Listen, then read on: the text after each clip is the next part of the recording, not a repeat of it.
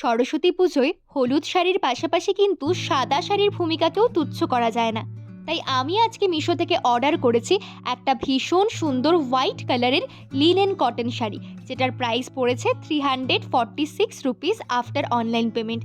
শাড়িটা জুড়ে যাচ্ছে একটা ভীষণ সুন্দর সিলভার কালারের পাড়, এবং পুরো শাড়ি জুড়ে দেখো এরকম স্ট্রাইপ স্ট্রাইপ যাচ্ছে সিলভার কালার দিয়ে।